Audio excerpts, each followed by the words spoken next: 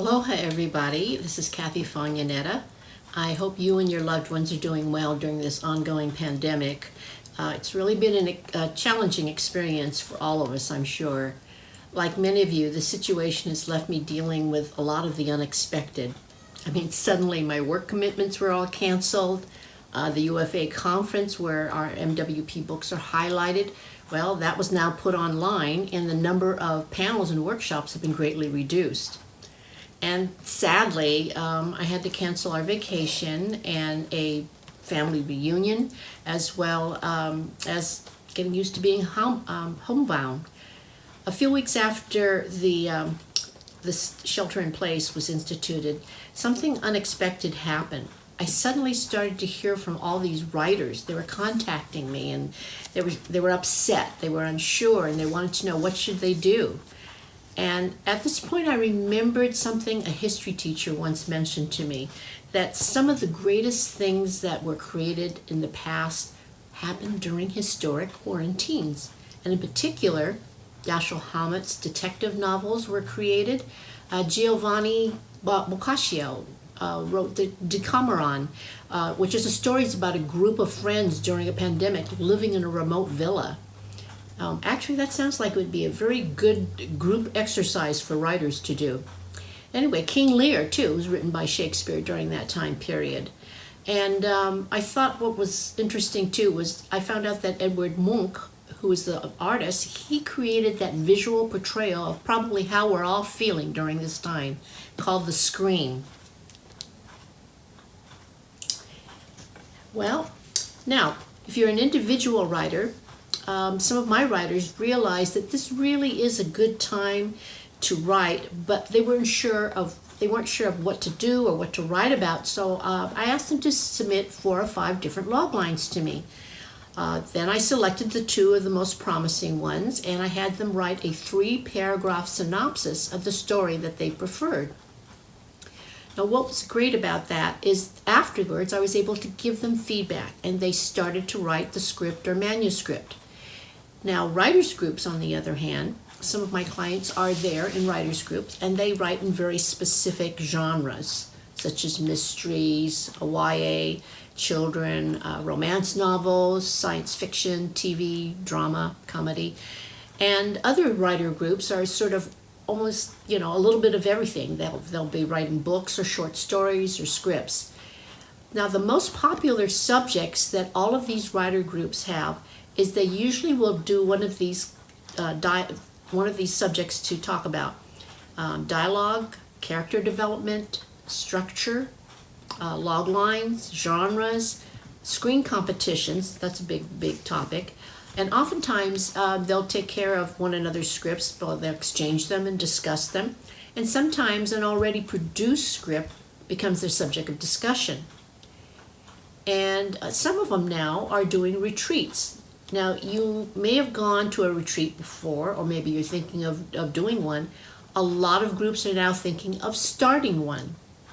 I happen to be one of the mentors for the Rocaberti Writers Retreat. Initially, it was a 5-day retreat that was located in Spain, and now their headquarters are in a castle in France. Now, with the virus, all of their retreats were canceled. So what did they do? They created a 5-hour online mini retreat, which they call Rocaberti Virtual.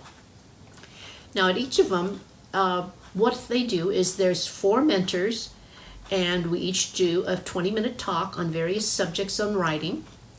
And the writers will send in synopses. There will be 8 synopses that are selected, and we get live feedback for them from their mentor, and 4 writers will pitch their project and get live feedback from all 4 of us.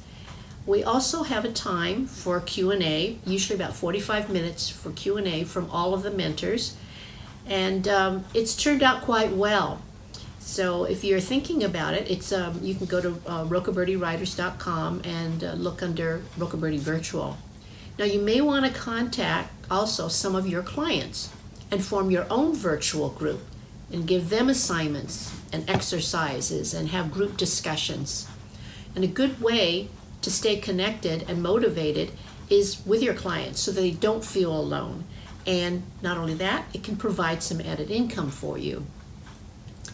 Now, I'm sure that all of us are thinking, what else can we do during the pandemic? And I thought I would tell you a little bit about my self-survival.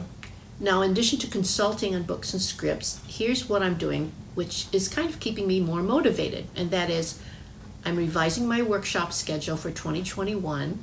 And so I'm keeping in touch with all of my sponsors. And it's great to keep in touch with them because all of them are going through the pandemic as well. And it's great to see how different countries deal with this pandemic. Now, every day I also send a personal letter or card to someone I have not seen in a while. If it's someone I haven't seen or been in touch with for more than a year, I will actually do a phone call. And it's just to be able to keep in touch with people and make sure that they're doing okay. And also it's great because in turn, a lot of them have been calling me to find out how I'm doing as well. Also, I'm also scheduled to do an online Q&A for a couple of different writers groups in the United States. And I do those free. I don't charge them for it. I'm also on the MWP online panel for the UFVA. We're going to be encouraging members on getting their book published with us. My favorite thing that I'm doing is to mentor. And I'm mentoring a teacher from Cal State Fresno, and she teaches production and post-production. She's doing her sabbatical on writing her first script to get a better understanding of the complete filmmaking process. I can't wait to see how her script turns out, but she's really been enjoying the process so far. Also, I'm doing another virtual retreat, and that will be done in September. And in closing, I am looking at for potential MWP authors to join us. So I would also like to wish everybody there very fond aloha. I hope you guys have good health, creative clients, and continuing success. And also, cyber hugs to Ken, Michael, and Geraldine for bringing us all together. Thank you so much. Aloha.